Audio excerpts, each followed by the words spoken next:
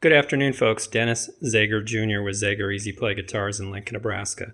Wanted to make a quick video on symptoms of dryness, especially this time of year. We're in February right now, and especially this time of year, I start getting phone calls from customers that are having issues with their guitars buzzing and all these little issues, and it always creeps up around February during the coldest winter months when the furnaces are running the hardest, drying out the air in the house. And they're always wondering why their guitars are having issues at that point, and it's because the air is becoming extremely dry. And you'll start to see some of these issues, but I'm just going to go over a few things, and we did not make these rules. If you go look at Martin Guitar website, Taylor Fender Gibson, any of the builder websites, this knowledge has been around for 500 years. These are just symptoms of a dry guitar. So first of all, one of the main ones is a splatting, buzzy sound when you're hitting the B and E strings around the 11th, 12th, 13th fret. You'll get a splatting, buzzy sound that's not there, and you won't be able to take it out with turning the truss rod either.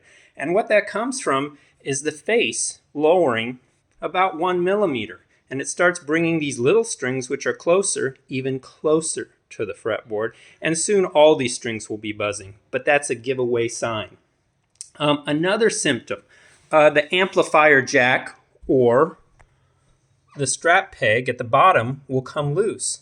This comes from the woods condensing and contracting because they're drying out, and you'll see this little peg start to fall out. I've had artists actually have this happen on stage in concert because their guitars got dry, and yeah, it's kind of a mess. On the acoustic electrics, you have an amplifier jack there that will come loose. That's a metal part. Metal doesn't expand or contract, but the wood does. And when that wood contracts, you will have a loose metal amplifier jack there dangling in the back.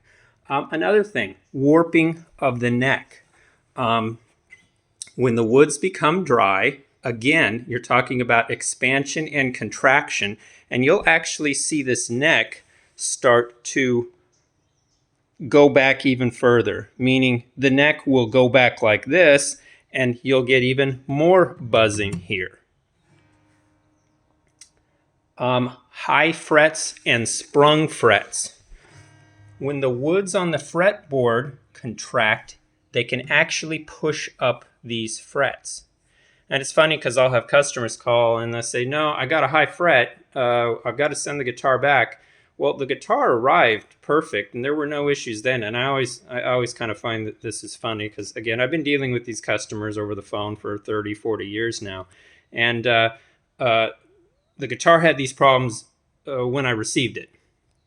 If the guitar had those problems when you received it, trust me, you'd pay $2,500 for a guitar, you'd be sending it back, you'd be calling us. No, the guitar did not have those problems when you received it. It's just that the air in your home or wherever you're storing it dried, and these symptoms started to arise. But a common symptom is a sprung fret or frets that start pushing out. You're going to start having buzzing issues. Also, if you feel on the side of the fretboard, these frets will start to become sharp. Again, that's because the neck and the fretboard is contracting. It's shrinking because water is leaving the wood, and it's leaving these fret barbs on the end sticking out, so you'll start getting some sharpness here. Next point, uneven volume string to string when plugged in on acoustic electrics. This is because, again, on the bridge here, you have woods contracting, and it's moving the transducer underneath this saddle here. The white part is the saddle. This is the bridge and the bridge tray. When those woods become dry, it starts moving the transducer underneath, and you're going to hear certain strings that are more powerful than others. Bridge separating from the face. This is a big one. Again, when the wood's dry, this face will lower 1 millimeter, and it will lower right here in the middle. So you'll actually create a gap in the center here. You'll start seeing air. You'll be able to slide a piece of paper underneath little parts of the bridge here because it's separating from the face of the guitar. Another thing, any cracks. If any time you see a crack in the face or the back or sides or of the guitar, that only comes. There's only one thing that comes from. It's dryness. There's no other way. When the woods become so dry that they again contract and separate, and you'll have braces come loose. That's another sign. Or again, when the woods are moving inside the guitar. I had a customer the other day. He took his guitar into the shop because he had a brace come out, and he was saying, yeah, he's having all these issues. What he didn't tell the luthier at the guitar shop is he was running 30% humidity, storing his guitar in that. Now, if the luthier would have known that, he would have said, yeah, your problems are caused by dryness. But the luthiers just see what they see in front of them, and they're not sure yet. They don't know the whole story. So again, the cause, when we ship the guitar, those guitars are inspected by my father, Denny Sr., and 3 other builder luthiers before they ship. You'll see names signed on those hang tags. If they passed their inspection, and then when they arrived, we didn't hear anything from you, the guitar is perfect. But again, the air in your home changed. It got a little dry, and we started getting into some of these issues. And at the end of this, I'll guide you. I'll show you. There are some tricks you can do. And if you're looking at our zager.com/dry page, there's all sorts of things there you can do for free to repair your guitar. Some you'll need to take into the shop, but most you can get back just with some simple tricks that my great-grandfather came up with that has now helped millions of players fix their dry, damaged guitars. And this isn't just a Taylor thing, again, or a Zager or a Martin. It's all guitar brands. I get calls from customers who own $10,000 Martins who swear to God they're never going to buy another Martin again because it's having all these buzzing issues. And I tell them it's not the guitar. It's the dryness of the air where you're storing the guitar. And these problems can be fixed with a $35 plug-in sound hole guitar humidifier. $35 will save your $10,000 guitar. And I will tell you, a lot of customers think the higher quality guitars have less of these issues. I mean, it makes sense. You're saying I'm paying more, I'm getting a higher quality guitar, I should have less of these issues. It's exactly the opposite. The entry-level guitars are built more heavy-duty because they know they're going more generally to beginning customers who don't know how to take care of these instruments. The higher-level guitars, like our ZAD 80s and ZAD 900s, they have a much higher-level bracing system. It's a hand-scalloped bracing system that's very thin in the face. That's what gives you that movement. And that movement is what gives you that big sound. We use literally the same bracing system, very comparable to what's in a Martin D45. It's a $10,000, I think it's about a $12,000 guitar right now. And I tell you, this is why when you read reviews on Zager that you say, oh my gosh, my $3,000 Zager sounds just as good as a $12,000 Martin D45. Well, that's why we're using the same type of bracing system that's hand scalloped and thin.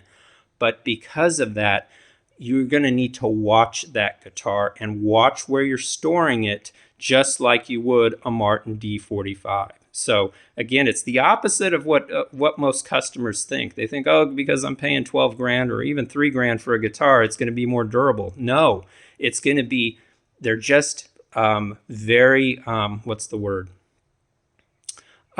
You just have to watch them very close. It's kind of like a high-end car. You can't treat it maybe like your Ford truck. They're just very delicate. So anyway, other things, body, truss rod locked or broken. This is a big one. We'll have customers, they got the buzzing string because their face dropped because, again, the humidity is down. There's no water content in their woods. So they immediately go to turn the truss rod and insert their little Allen wrench in here and start, wrenching and pushing hard on the neck, and they snap the whole mechanism inside. That's because the neck is warped, again, from no water in the woods, and the neck's not going to move, meaning you're pushing the metal mechanism inside against the woods of the guitar, and it snaps. You know, there's a $500 to $700 fix right there. That's not one you want to get. That's one at that point, you might be replacing the guitar. That's a bad one. Most of these things we can fix. That one, that's a tough one. Electronic system vibrates.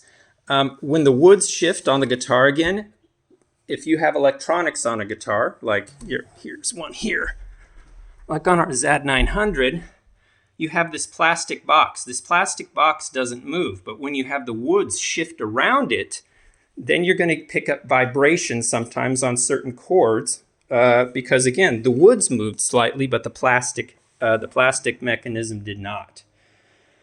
A leaning saddle. You see this saddle is sitting straight up in this guitar. On a guitar where the woods get dry, the bridge tray, the black part here, the tray that holds the saddle, the white part, will widen and open up as those woods get drier and drier. And you'll see guitars with a saddle, if you look at it from the side, a saddle that's leaning just a little bit. Typically that doesn't cause too many issues. It does a little more on the acoustic electrics because you're not pushing down then as hard on the transducer underneath. But again, another sign of dryness. A simple peeling pick guard. When the woods of the face contract and move, and the pick guard, this guitar doesn't have one, but where do I have it? Here it is. But when you have a pick guard on the face of the guitar, the pick guard's not going to move, but the face is moving underneath, and you'll start to see the pickguard peel in certain areas. In fact, Martin, they had this typical Martin guitar pickguard crack, they call it. And it's been known because they've been building guitars for 200 years. They'd get a crack right here in this little section between the pickguard and the bridge that cracked all the time because, again, the woods were shifting underneath, but the pickguard was literally holding the woods in place. So again, if your pickguard is peeling, that's an early sign that your woods are getting dry. Any loose wires in the guitar, we use adhesives that hold on the acoustic electrics that hold the wires on the side of inside the body. Again, when the woods get dry, they move around, and those adhesives are just gonna dry out, and you're gonna have loose wires in your guitar. We can send you new adhesives for that, so that's not a big issue. Just a flat face or a flat back is a big sign. These backs on these guitars should bow out, kind of like a pitcher's mound. If the back of your guitar is flat, or if the face of your guitar is flat, or worse yet, sinking, you have a dryness issue. You have low water content in the woods. I think I already went loose bracing or creaking on the body. Again, notorious. You have things move when the woods get dry, they contract and shift. You're going to end up with loose braces. And also, when you go to humidify these guitars, we have a technique where you can put water back into the woods and fix about 95% of these problems. But in doing so, you're moving this face back and forth, and you're going to shift those braces. Occasionally, I'll have a customer said, my brace came loose. Again, very common. They can be glued, but again, the problem was caused by dryness to begin with. Any sort of finish cracks in the body. Sometimes you'll see these little, especially by the electronics, coming off the corners of the electronics. Like on this one here, you'll see these little lines sometimes begin to form. And that's, again, the wood's contracting, the finish is not, and you'll get these little lines. Those are purely cosmetic. They're not going to cause any structural issues. They just look, if you look close, they look a little ugly. But again, nothing structural to damage the integrity of the guitar. But again, a sign of dryness. Bridge pin issues. When the woods get so dry, it's very similar to the saddle tray. When the woods get so dry on the bridge that they contract and expand, they actually expand, you'll see that your bridge pins, and ours are wooden on these guitars, they'll start to come out more often. So lots of these little issues. I think where customers get confused again is they think by buying a high-level guitar that they're going to be more impervious to this sort of stuff, and it's just the opposite. A higher-level guitar is more delicate because we're dealing with hand-scalloped, thin wood, especially on the face. That's what gives you that big $10,000 sound. That's what you're getting on a Zager guitar, and why customers are always comparing our $3,000 guitars to $10,000 guitars in sound and playability, because we're building those things into our guitars.